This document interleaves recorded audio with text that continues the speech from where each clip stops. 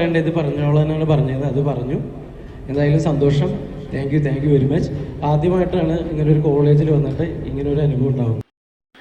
നമ്മുടെ ബിബിൻ ജോർജിനെ എല്ലാവർക്കും പരിചിതനായ ഒരു നടനാണ്. എനിക്ക് തോന്നുന്നു ഈ അടുത്തിടയില് ചില ചിത്രങ്ങളിൽ മികച്ച അഭിനയം കാഴ്ചവെച്ച അദ്ദേഹം മികച്ചൊരു തിരക്കഥാകൃത്ത് കൂടിയാണ്. ബിബിൻ ജോർജ് ബാഡ് ബോയ്സ് എന്ന് പറഞ്ഞ ചിത്രത്തിലെ മികച്ചൊരു പ്രകടനം കാഴ്ചവെച്ചു. ജനങ്ങളുടെ മുക്തകണ്ഠമായ പ്രശംസ ഏറ്റുവാങ്ങിയ വേളയിലാണ് അദ്ദേഹം മിക്കവാറും ചിത്രങ്ങളിലൊക്കെ ഇപ്പോൾ അഭിനയിക്കുന്നുണ്ട്. ഗുമസ്തൻ എന്ന ചിത്രത്തിലെ മികച്ചൊരു കഥാപാത്രം അദ്ദേഹം ചെയ്യുന്നുണ്ട്. ഗുമസ്തനും മികച്ചൊരു ഫീഡ്ബാക്കുമായിട്ടാണ് മുന്നോട്ട് നീങ്ങുന്നത്. അതിനിടയിലാണ് അദ്ദേഹത്തെ പറ്റി സോഷ്യൽ മീഡിയയിൽ ഒരു വീഡിയോ. അത് വീഡിയോ വരുന്നത് എന്ന് പറയുന്ന ഒരു കോളേജിൻ്റെ ഫംഗ്ഷനുമായിട്ട്, ഗുമസ്തൻ എന്ന് പറയുന്ന ചിത്രത്തിൻ്റെ പ്രൊമോഷൻ്റെ ഭാഗമായിട്ട് പല കോളേജിൽ പോയ ഇടയ്ക്കാണ് MEF വാലാഞ്ചേരി അവിടെ പോവുകയും അവിടെ അദ്ദേഹത്തിൻ്റെ ചില പരിമിതികൾ നമുക്കറിയാം. അദ്ദേഹത്തിൻ്റെ ഒരു കാലിന് സ്വാധീനമില്ല. അപ്പം മണ്ടയ്ക്ക് കയറി ചെല്ലുക എന്നൊക്കെ പറയുന്നത് അദ്ദേഹത്തെ സംബന്ധിച്ച് വലിയൊരു കാര്യമാണ്. സ്റ്റെപ്പൊക്കെ ചവിട്ടി മണ്ടയ്ക്ക് കയറി അദ്ദേഹത്തെ ഇരുത്തി, കോളേജ് യൂണിയൻ്റെ ആൾക്കാരുമൊക്കെ ഉണ്ട്, അങ്ങനെ ഇരുത്തി അദ്ദേഹത്തെ സ്റ്റേജിലേക്ക് ഇരുത്തുന്നു. അപ്പം ഈ പ്രൊമോഷൻ്റെ ഭാഗമായിട്ട് കുട്ടികളുമായിട്ട് ഈ സംസാരിക്കുന്ന കൂട്ടത്തിൽ കുട്ടികളുടെ കാര്യങ്ങൾ അറിയാമല്ലോ. കുട്ടികളെ സംബന്ധിച്ച് പാട്ട് പാടണമെന്ന് ആവശ്യപ്പെടും. അങ്ങനെ അദ്ദേഹം ഒരു പാട്ട് പാടാൻ ശ്രമിക്കുമ്പം ഇതൊന്നും പറ്റില്ല എന്ന് പറഞ്ഞുകൊണ്ട് പ്രിൻസിപ്പാൾ അദ്ദേഹത്തെ തടയുന്നതിൻ്റെ വീഡിയോ ആണ് ഇപ്പം വരുന്നത്. നമുക്ക് അതൊന്ന് കാണാം. അതിനുശേഷം അദ്ദേഹം, നമ്മൾ പറയുന്നത് ഇടറിക്കൊണ്ട് അദ്ദേഹം ചില കാര്യങ്ങൾ പറയുന്നുണ്ട്. അതും കൂടെ ഒന്ന് കേട്ടിട്ട് ബാക്കിയുള്ള കാര്യങ്ങൾ പറയാം.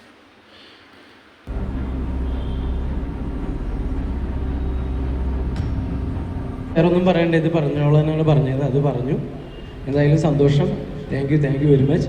ആദ്യമായിട്ടാണ് ഇങ്ങനെ ഒരു കോളേജിൽ വന്നിട്ട് ഇങ്ങനെ ഒരു അനുഭവം ഉണ്ടാകും. അപ്പോൾ ഇപ്പം കോളേജിൻ്റെ ഒക്കെ ഭാഗത്തു നിന്ന് ഇങ്ങനെയുള്ള ഒരു അതിക്രമം ഉണ്ടാകാറുണ്ട്. ഈ ഇടയ്ക്ക് നമ്മൾ കേട്ടതാണ് ജാഫിയുടെ പ്രശ്നം. ജാഫി ഗിഫ്റ്റ് കോളേജ് പാട്ട് പാടാൻ ശ്രമിച്ചു കഴിയുമ്പോൾ അദ്ദേഹത്തെ ഇങ്ങനെ പറയുന്നതും, അത് എനിക്ക് തോന്നുന്നു മാധ്യമങ്ങളിലോടൊപ്പം തന്നെ സോഷ്യൽ മീഡിയയും അതുപോലെ തന്നെ മെയിൻ സ്ട്രീം മാധ്യമങ്ങളും എല്ലാം അത് ഏറ്റെടുത്ത് അതൊരു വലിയൊരു വിഷയമായി മാറി.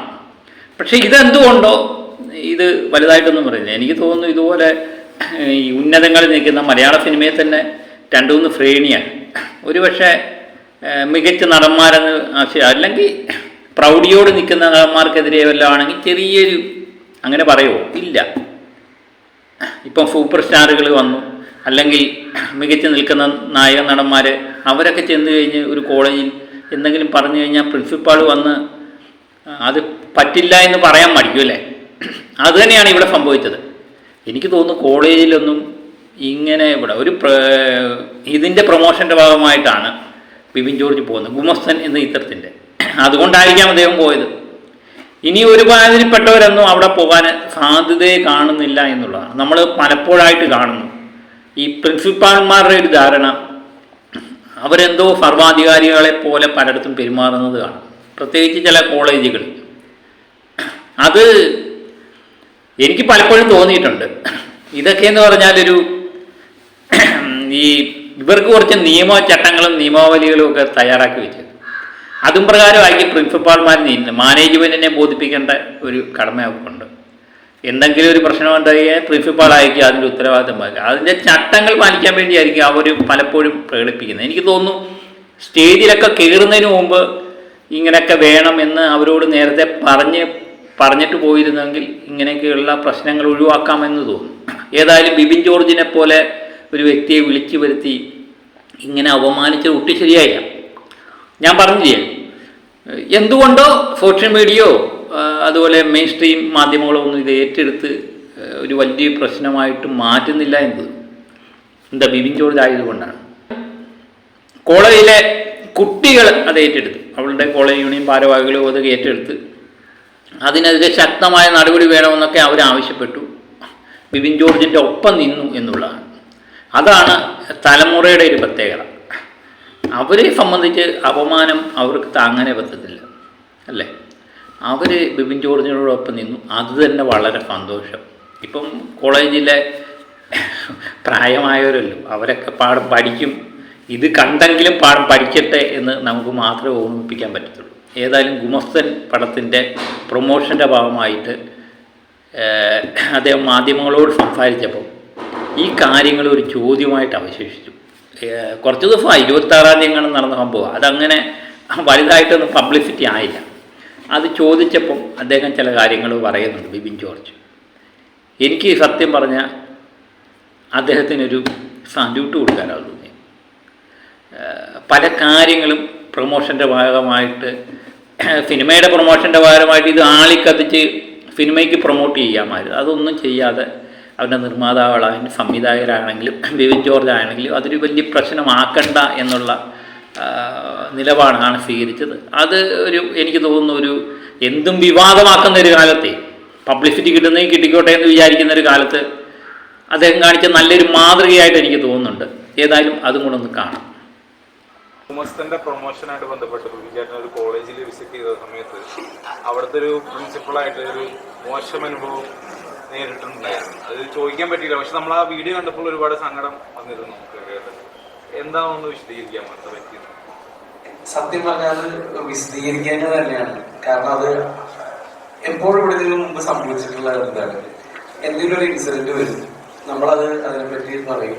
കുറെ ആളുകൾ ആ പുള്ളിയുടെ വീട്ടുകാരടക്കം തെറി പറയും, കുറെ ഇത് പറയും. പിന്നെ അതിന്റെ പുറകിൽ വേറെ 2 അഭിപ്രായങ്ങൾ വരും. ഞങ്ങൾ സത്യം പറഞ്ഞു കഴിഞ്ഞാൽ നമ്മളൊരു മാർക്കറ്റിംഗ് രീതിയിൽ എടുക്കാനായിരുന്നെങ്കിൽ ഗുമസ്തൻ അധികം വലിയ മാർക്കറ്റ് ഉണ്ടായിരുന്നില്ല. സത്യസന്ധമായിട്ട് വിഷമം ഉണ്ടായ സംഭവം തന്നെയാണ്.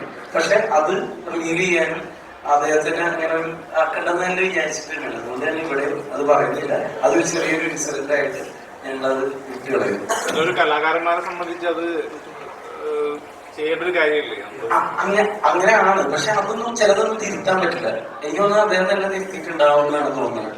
നമ്മളത് വലിയ ഇഷ്യൂ ആക്കേണ്ട കാര്യമില്ല. സത്യം ഒരു പേരൻസ് നമ്മൾ ഞങ്ങൾ എല്ലാവർക്കും ഒരുമിച്ച് ഞങ്ങൾ എല്ലാവരും ഉണ്ടായിരുന്നു. സ്റ്റേജിൽ ഇറങ്ങി പോകുന്നത് വിഷമിച്ചാണ്.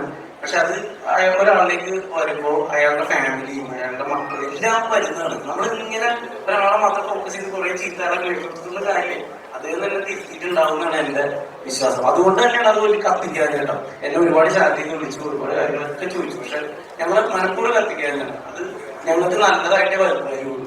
കാരണം എന്തിനാണ് എനിക്ക് മനസ്സിലായി, ഇനി വരാൻ പോകുന്ന കലാകാരന്മാരെ അല്ലെ, അതാണ് നിങ്ങൾ ഉദ്ദേശിച്ചത്. ഒരു എല്ലാം തുടക്കം ഉണ്ടാവുന്നത് നമ്മൾ വിദ്യാലയങ്ങളിൽ നിന്നാണ്. എന്നെ ചോദിച്ചത് ആ സ്ഥലത്ത് നിന്നാണ് ഇത്തരം നേരിടേണ്ടി വന്നത്. പക്ഷെ എനിക്ക് തോന്നുന്നു അദ്ദേഹം അത് തിരുത്തിയിട്ടുണ്ടാവണം. കാരണം കുട്ടികൾ തന്നെ തിരുത്തി തോന്നുന്നു. സത്യം അത് ഭക്ഷണമാക്കണ്ട, അതുകൊണ്ട് പറയേണ്ടത് എന്ന് വിചാരിച്ചിട്ടാണ്. അപ്പോൾ ഇതിനകത്ത് ബിബിൻ ജോർജ് പറഞ്ഞില്ലേ, ഞാനതാണ് പറഞ്ഞത്, അതൊരു വലിയ പ്രശ്നമാക്കണ്ടൊക്കെ അതങ്ങ് വിട്ടുകള എന്ന് പറയുന്നു. ഞാനതാണ് പറഞ്ഞത്. ഇന്നത്തെ കാലത്ത് എന്ത് വിഷയവും വിവാദമാക്കി പ്രൊമോഷൻ്റെ ഭാഗമാക്കുന്ന കാലത്താണ് ഇങ്ങനെ അദ്ദേഹത്തിൻ്റെ ഒരു നിലപാട്. അത് പ്രശംസനീയമായ കാര്യം തന്നെയാണ്.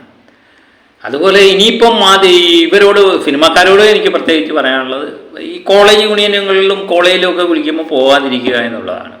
കുട്ടികളെന്ത് വിളിച്ചല്ലേ.